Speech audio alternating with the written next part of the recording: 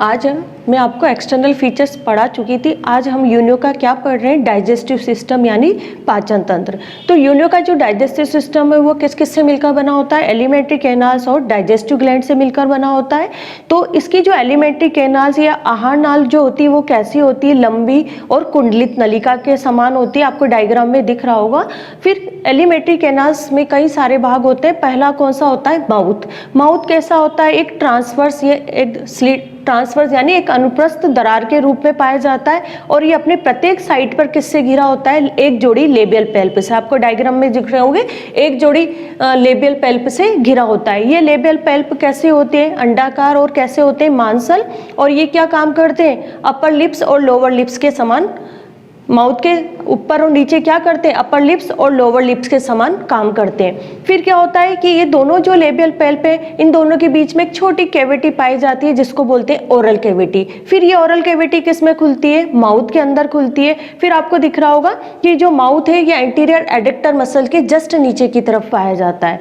फिर माउथ एक छोटी ट्यूबुलर किस में खुलता है, इसोफेगस में। मतलब इसोफेगस कैसा होता है, कि छोटी ट्यूब के समान स्ट्रक्चर होती है और इसकी जो वॉल होती है वो कैसी होती है, सिलेटेड होती है। फिर तीसरा भाग जो होता है वो कौन सा होता है, स्टोमक या अमाशय। आपको दिख रहा होगा डायग्राम में कि जो अमाशय है वो कैसा होता है, सेक लाइक होता है और चारों ओर से किससे घिरा होता है, डाइजेस्टिव ग्लैंड। डाइजेस्टिव ग्लैंड को क्या बोलते हैं, लीवर भी।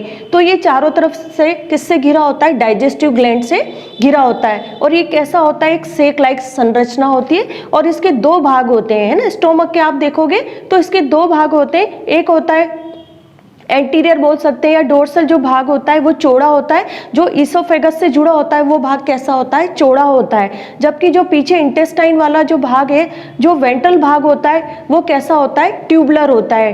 कैसा होता है, ट्यूबुलर होता है और उसको क्या बोलते हैं अपन, स्टाइल सेक।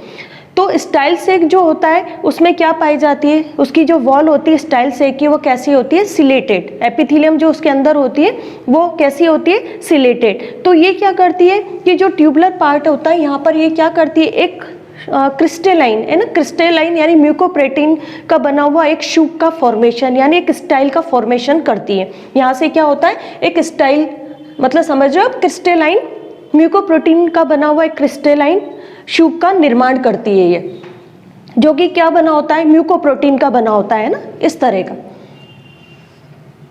और इसमें म्यूकोप्रोटीन की ऐसी क्या पाई जाती है, लाइनें पाई जाती है। समझ गए आप, ये इस तरह का। तो जो ट्यूबुलर या जो ट्यूबुलर स्टाइल सेक होता है उसके ये किसकी बनी होती है, इसकी वॉल सिलेटेड एपिथेलियम की। ये क्या करती है, एक क्रिस्टेलाइन शुक का निर्माण करती है जिस पर क्या पाई जाती है, म्यूकोप्रोटीन की बनी हुई क्या पाई जाती है, संकेंद्रित लाइनें पाई जाती है। और इसकी जो सीलिया होते हैं स्टाइल सेक के, ये क्या करते हैं कि ये जो शुक होता है, जो स्टाइल है उसको ऊपर की तरफ बढ़ाते हैं। जैसे आपने देखा होगा स्क्रू को अपन जब खोलते हैं तो ये ऊपर की तरफ बढ़ता है। तो ये कैसी होती है, स्क्रू के समान संरचना होती है और इसके सीलिया क्या करते हैं, इसको ऊपर की तरफ क्या करते हैं, स्क्रू के समान क्या करते हैं, मूवमेंट, फॉरवर्ड, आगे की तरफ क्या करते हैं, मूवमेंट कराते हैं। तो ये धीरे धीरे नीचे से क्या करता है, मूवमेंट स्क्रू के समान कैसा होता है, नीचे से सीलिया इस पे कि फॉरवर्ड मूवमेंट कराते हैं। तो स्क्रू कहाँ बढ़ता है, ऊपर स्क्रू के समान क्या करता है, मूवमेंट करता है। और इस एरिया में क्या होती है, जो स्टोमक की वॉल होती है वो कैसी होती है, मोटी होती है और क्या कहलाती है, गैस्ट्रिक शील्ड। तो जैसे जैसे नीचे से फॉरवर्ड मूवमेंट करता है तो ये क्या करता है कि जो स्टोमक की जो गैस्ट्रिक शील्ड है उससे टकराता है और इसके छोटे छोटे पार्ट क्या होते हैं, टूट जाते हैं और उसके अंदर क्या पाए जाते हैं, डाइजेस्टिव एंजाइम, एमाइलेज, ग्लूकोनेज वगैरह। तो जो भोजन आता है उस पर ये क्या करते हैं, ये डाइजेस्टिव एंजाइम क्या करते हैं, उसके पाचन में यानी उसके डाइजेशन में हेल्प करते हैं। तो ये यूनियो का जो डाइजेस्टिव सिस्टम है उसमें स्टोमक का जो ये है ना वेंट्रल ट्यूबुलर स्टाइल सेक, ये सबसे इंपॉर्टेंट है, आप इसको जरूर से याद रखिए कि इस ट्यूबुलर जो स्टाइल सेक होता है उसकी जो सिलेटेड एपिथेलियम है वो क्या करती है, एक क्रिस्टेलाइन शूक या स्टाइल का फॉर्मेशन करती है, जो कि किसका बना होता है, म्यूकोप्रोटीन का। म्यूकोप्रोटीन इसमें कैसे पाए जाते हैं, संकेंद्रित परतों के रूप में पाए जाते हैं। और स्टाइल सेक की जो सीलिया होते हैं वो इसको क्या करते हैं, फॉरवर्ड यानी आगे की तरफ क्या करते हैं, स्क्रू के समान क्या कराते हैं, मूवमेंट कराते हैं, जिसके द्वारा धीरे धीरे नीचे से ऊपर की तरफ वृद्धि करके किससे टकराता है, स्टोमक की गैस्ट्रिक शील्ड से। और वहां पर जाकर इसके छोटे छोटे पीस टूट जाते हैं, उनमें क्या पाए जाते हैं, डाइजेस्टिव एंजाइम पाए जाते हैं। तो ये क्या करते हैं, भोजन जब स्टोमक में भोजन आता है तो उसके डाइजेशन में हेल्प करते हैं। जब डाइजेशन हो जाता है तो ये भी कैसा हो जाता है, ये स्टाइल सेट भी स्टाइल जो होता है क्रिस्टलाइन स्टाइल, ये भी कैसा हो जाता है, डिसॉल्व हो जाता है। तो सबसे इंपॉर्टेंट है, ये आपको याद रखना है। फिर उसके बाद आता है फोर्थ पार्ट, कौन सा होता है, एलिमेंट्री कैनाल्स का फोर्थ पार्ट होता है इंटेस्टाइन यानी आंत्र। आपको दिख रहा है ये लंबी कुंडलित संरचना होती है और कई सारे किससे बन गई आपको दिख रहे हैं, लंबी कुंडलित संरचना होती है और उसकी कॉइल के अंदर क्या पाए जाते हैं, गोनेट्स पाए जाते हैं। दिख रहे हैं ना आपको, ये इसके अंदर क्या पाए जाते हैं, इसकी कॉइल जो होती है, इसके जो कुंडल होते हैं उसके अंदर क्या पाए जाते हैं, गोनेट्स पाए जाते हैं। फिर इसके अंदर भी क्या पाया जाता है, इसके जो इंटरनल होता है वॉल होती है उसमें क्या पाया जाता है, टिफ्लोसल, जो कि क्या करता है, सरफेस एरिया को इंक्रीज करने का काम करता है। फिर आपको दिख रहा है इंटेस्टाइन आगे जाकर किस में खुल जाती है, रेक्टम में। फिफ्थ पार्ट कौन सा होता है, रेक्टम। तो इस जो रेक्टम होता है वो भी कैसा होता है, कहाँ पर पाया जाता है, पोस्टीरियर जो एडेक्टर मसल्स है वहाँ पर पाया जाता है और इसके अंदर भी क्या पाया जाता है, लॉन्गिट्यूडनल फोल्ड पाए जाते हैं जिनको हम क्या बोलते हैं, टिफ्लोसर। मतलब इंटेस्टाइन में भी क्या पाए जाते हैं, टिफ्लोसर। वैसे ही इंटेस्टाइन का पोस्टीरियर पार्ट ही क्या कहलाता है, रेक्टम, और उसमें भी अंदर की तरफ क्या पाया जाता है, टिफ्लोसल। और ये किसके द्वारा, एनस के द्वारा क्या होता है, बाहर खुल जाता है। तो ये आपको समझ में आ गई होगी एलिमेंट्री कैनाल की स्ट्रक्चर। पहला पार्ट माउथ, दूसरा इसोफेगस, थर्ड स्टोमक, फोर्थ कौन सा होता है, इंटेस्टाइन, और फिफ्थ कौन सा होता है, रेक्टम। फिर ये क्या होता है कि एनस के द्वारा ये क्या होता है, सुप्रा ब्रेंकियल चेंबर के द्वारा कैसा होती है, बाहर खुल जाती है। फिर उसके बाद आती है डाइजेस्टिव ग्लैंड। आपको पता है डाइजेस्टिव ग्लैंड कहाँ पर पाई जाती है, स्टोमक के चारों तरफ पाई जाती है। उसको घेरे हुए गहरे भूरे रंग की एक हरे कलर की संरचना होती है जो कि क्या कहलाती है, लीवर। इसको लीवर भी बोलते हैं और ये मेनली किस में हेल्प करती है, डाइजेशन में, है ना, डाइजेशन में हेल्प करती है सब। अब है मैं आपको बता रही थी, मैं अपने डायग्राम में देखा था कि जो डाइजेस्टिव ग्लैंड होती है उसको लीवर भी बोला जाता है और ये कैसी होती है, ग्रीनिश या ब्राउनिश कलर की होती है और स्टोमक के चारों तरफ पाई जाती है। फिर क्या होता है कि जो डाइजेस्टिव ग्लैंड है इसके अंदर, इसके जो डक्ट होती है, इसके अंदर जो डक्ट होती है उसमें दो ट्रैक्ट पाए जाते हैं, एक भोजन को ले जाने वाला और एक वेस्ट मटेरियल को बाहर निकालने वाला। तो इसमें क्या होता है कि इसकी डाइजेस्टिव ग्लैंड में क्या पाए जाते हैं, दो ट्रैक्ट पाए जाते हैं। एक होता है नॉन सिलेटेड, जिसको क्या बोलते हैं, नॉन सिलेटेड इनहेलेंट ट्रैक्ट, जो कि भोजन को कहाँ पर ले जाता है, डाइजेस्टिव ग्लैंड की ओर। और एक होता है सिलेटेड एक्सेलेंट ट्रैक्ट, जो कि भोजन को, जो अपचित भोजन होता है, वेस्ट होता है, उसको डाइजेस्टिव ग्लैंड से लाकर वापस कहाँ डालता है, स्टोमक में। तो ये आपको, तो इस प्रकार जो डाइजेस्टिव ग्लैंड है वो डाइजेस्टिव एंजाइम का तो सिक्रीशन करती है, इसके अलावा इंट्रासेलुलर डाइजेशन में भी क्या करती है, हेल्प करती है। तो अब हम पढ़ेंगे, ये आपको समझ में आ गया होगा एलिमेंट्री कैनाल्स की स्ट्रक्चर कि वो किस किस से मिलकर बनी होती, आहार नाल और पाचक ग्रंथियों से। अब हम पढ़ेंगे फूड एंड फीडिंग। तो अब हम जानते हैं कि यूनियो कैसा होता है, फिल्टर फिल्टर फीडर होता है, यानी भोजन को क्या करता है, छानकर छोटे छोटे फिल्टर फीडर का मतलब होता है कि भोजन क्या होता है, छोटे छोटे पार्टिकल्स के रूप में ग्रहण करता है। तो इसका जो मेनली है जो यूनियो होता है वो कैसा होता है, प्लैंक्टोनिक फीडर होता है। प्लैंक्टन आप जानते ही हो, तो प्लैंक्टन कैसे होते हैं, छोटे आकार के एनिमल्स होते हैं या प्लांट पार्ट होते हैं, है ना। प्लैंक्टन आपने पढ़ा होगा जो वाटर करंट के साथ क्या करते हैं, मूवमेंट करते हैं, और ये भी कैसे होते हैं, जू प्लैंक्टन और फाइटोप्लैंक्टन होते हैं। तो मेनली जो यूनियो होता है वो कैसा होता है, प्लैंक्टोनिक फीडर होता है। भोजन के रूप में किनको ग्रहण करता है, डाइटम्स, प्रोटोजोआ, छोटे माइक्रो ऑर्गेनिज्म को अपने भोजन के रूप में ग्रहण करता है, और मेनली कैसा होता है, फिल्टर फीडर होता है। फिर क्या अब है फीडिंग में क्या होता है कि इसके जो अभी अब रेस्पिरेटरी जो सिस्टम पढ़ेंगे, श्वसन तंत्र, तो इसमें हम पढ़ चुके हैं कि इसके जो गिल होते हैं वो कैसे होते हैं, बाइपेक्टिनेट होते हैं, और किससे बने होते हैं, गिल लेमिना। फिर गिल लेमिना किससे बने होते हैं, लेमिली। फिर प्रत्येक जो लेमिली होती है वो किससे बने होते हैं, फिलामेंट से बने होते हैं, गिल फिलामेंट से। यानी प्रत्येक गिल किससे बना होता है, फिलामेंट से बना होता है। आप देख रहे होगे ये स्ट्रक्चर में, ये गिल फिलामेंट है और ये क्या है, एक गिल फिलामेंट का डायग्राम है। तो गिल फिलामेंट में क्या पाए जाते हैं, आगे की तरफ भी सीलिया पाए जाते हैं जिनको फ्रंटल सीलिया बोलते हैं, और साइड में भी लेटर साइड पर भी क्या पाए जाते हैं, सीलिया पाए जाते हैं जिनको अपन क्या बोलते हैं, लेटर सीलिया। और अंदर यहाँ पर क्या पाई जाती है, क्रोट के समान स्ट्रक्चर होती है।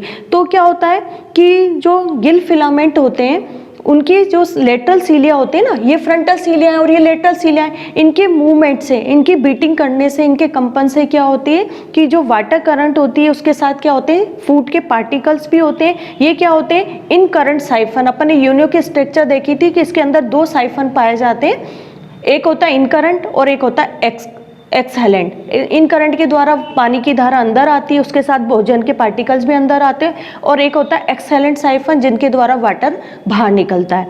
तो क्या होता है कि जो गिल फिलामेंट के जो लेटरल सीलिया हैं उनकी बीटिंग के द्वारा, उनके कंपन के द्वारा क्या होता है, इन करंट्स जो साइफन होते हैं उससे क्या होता है, पानी की धारा जिसमें क्या होते हैं भोजन के क्या होते हैं, छोटे छोटे पार्टिकल्स या कण होते हैं, वो क्या होते हैं, इन करंट साइफन के द्वारा कहाँ पर आ जाते हैं, इन मेंटल कैविटी के इंफ्राब्रेंकियल चेंबर में आ जाते हैं। फिर इंफ्राब्रेंकियल चेंबर से ये कहाँ पर आ जाते हैं, ओस्टिया के द्वारा ये वाटर करंट ऑफ जिसके अंदर क्या पाए जाते हैं, भोजन, छोटे छोटे पार्टिकल्स पाए जाते हैं भोजन के, वो कहाँ पर आ जाते हैं, गिल में।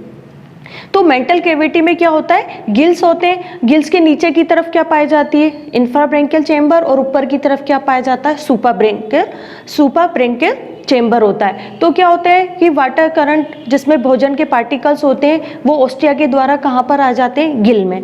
फिर गिल्स के द्वारा जो वाटर करंट है वो सुप्राब्रेंकियल चेंबर से होती हुई एक्सेलेंट साइफन के द्वारा कैसी होती है, बाहर निकल जाती है। तो ये वाटर करंट का क्या था, एक पैसेज था कि क्या होता है कि जो गिल फिलामेंट के जो लेटरल सीलिया है, मैंने डायग्राम में आपको बता ही दिया कि जो लेटरल सीलिया है उनकी बीटिंग के द्वारा क्या होती है, वाटर करंट, जिसमें क्या होते हैं, भोजन के कण भी होते हैं, पार्टिकल्स भी होते हैं, वो इन करंट साइफन के द्वारा कहाँ आते हैं, मेंटल कैविटी के इंफ्राब्रेंकियल चेंबर में आते हैं। फिर वहां से ओस्टिया के द्वारा कहाँ जाते हैं, ये आपको दिख रहे हैं डायग्राम में, ये गिल है और ये इसके क्या है, फिलामेंट। तो ओस्टिया के द्वारा ये कहाँ जाते हैं, सुप्राब्रेंकियल चेंबर में, और वहां से एक्सेलेंट साइफन के द्वारा वाटर करंट क्या होती है, बाहर निकल जाती है। अब उसके बाद क्या होती है कि जो गिल फिलामेंट होते हैं उन पे क्या होता है, ये क्या करते हैं, म्यूकस का सिक्रीशन होता है। तो जो भोजन के पार्टिकल्स या कण होते हैं वो क्या होते हैं, किससे अटैच हो जाते हैं, गिल की म्यूकस से, यानी म्यूकस का मतलब श्लेष्मा से अटैच हो जाते हैं।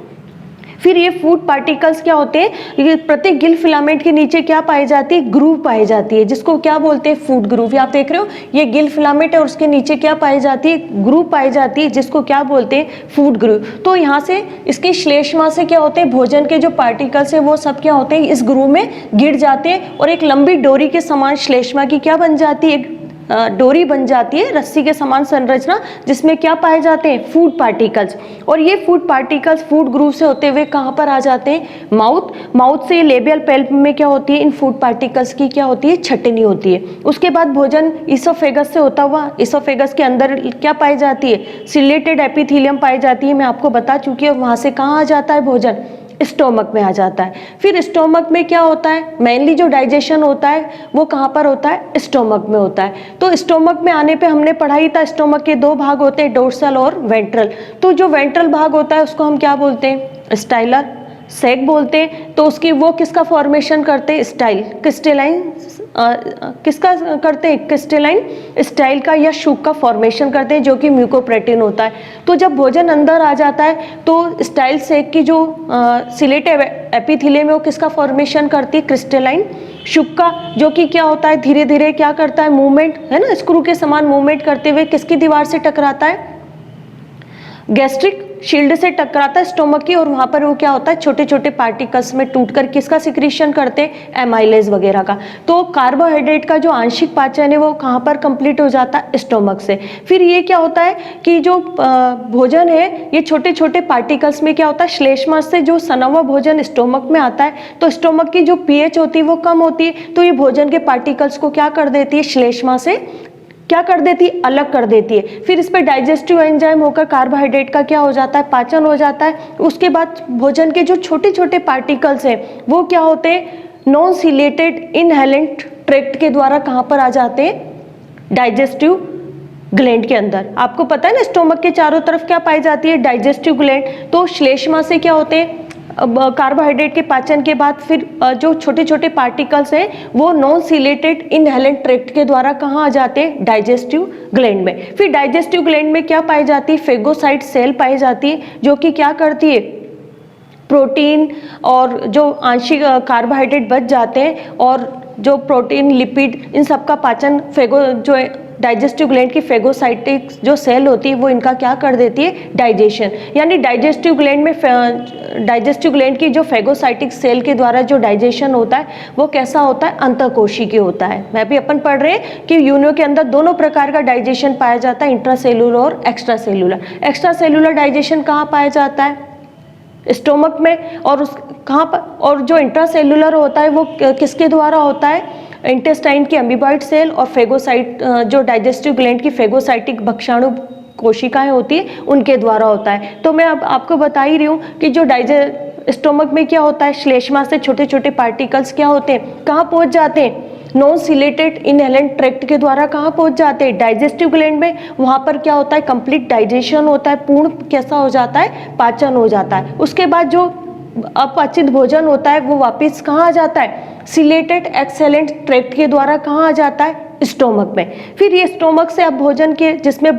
भोजन के बड़े पार्टिकल्स जो पाचन से रह जाते हैं और डाइजेस्टिव ग्लैंड के जो वेस्ट है वो सब कहाँ आते हैं, इंटेस्टाइन में। फिर इंटेस्टाइन में क्या पाई जाती है, इंटेस्टाइन में क्या पाई जाती है, अमीबॉइड सेल पाई जाती है। तो ये उनका फिर क्या कर देती है, पाचन कर देती है। और उसके बाद जो अपचित भोजन है वो कहाँ पर आता है, रेक्टम में, और रेक्टम से एनस के द्वारा कहाँ पर आता है, अभी मैंने बताया था एक्सेलेंट साइफन के द्वारा कैसा होता है, बाहर निकाल दिया जाता है। जो एब्जॉर्प्शन किसके कहाँ पर होता है, मेनली टिफ्लोसल होते हैं। उसके मैंने बताया था आपको कि सरफेस एरिया को बढ़ाने के लिए उसके अंदर क्या पाए जाते हैं, फोल्ड पाए जाते हैं, लॉन्गिट्यूडनल फोल्ड पाए जाते हैं, जिसको क्या बोलते हैं, टिफ्लोसल। तो जो अवशोषण होता है मेनली कहाँ पर होता है, कुछ अवशोषण कहाँ पर होता है, डाइजेस्टिव ग्लैंड में, और कुछ कहाँ पर होता है, इंटेस्टाइन में। तो ये आपको समझ में आ गया होगा आज डाइजेशन, फूड, फीडिंग। और तो जो डाइजेशन होता है वो मेनली यूनियो में कैसा होता है, इंट्रासेलुलर, और कैसा होता है, एक्स्ट्रा सेलुलर। एक्स्ट्रा सेलुलर किसके द्वारा होता है, डाइजेस्टिव एंजाइम के द्वारा। और इंट्रासेलुलर का मतलब क्या होता है, जब कोशिका के अंदर पाचन होता है तो उसको हम क्या बोलते हैं, इंट्रासेलुलर डाइजेशन। तो इंट्रासेलुलर जो डाइजेशन होता है वो किसके द्वारा होता है, इंटेस्टाइन की अमीबॉइड सेल के द्वारा। और डाइजेस्टिव ग्लैंड के अंदर जो फेगोसाइटिक सेल होती है उनके द्वारा जो डाइजेशन होता है वो कैसा होता है, इंट्रासेलुलर डाइजेशन होता है। और जो अवशोषण होता है वो मेनली कहाँ पर होता है, इंटेस्टाइन में, और किसके द्वारा होता है, डाइजेस्टिव ग्लैंड के द्वारा, है ना। उसके जो ब्लड होता है, ब्लड उस क्या करता है, पचित भोजन को क्या करता है, पूरे शरीर में सर्कुलेट करता है। फिर उसके बाद जो इजेक्शन होता है, अपचित भोजन है, वो कहाँ पर आता है, रेक्टम में, और रेक्टम से एनस के द्वारा क्या होता है, उसको एक्सेलेंट साइफन के द्वारा बाहर निकाल दिया जाता है। तो ये आपको आज समझ में आ गया होगा। आज हमने पढ़ा था डाइजेस्टिव सिस्टम। डाइजेस्टिव सिस्टम में एलिमेंट्री कैनाल्स और डाइजेस्टिव ग्लैंड और फूड, फीडिंग और डाइजेशन और एब्जॉर्प्शन और इजेक्शन।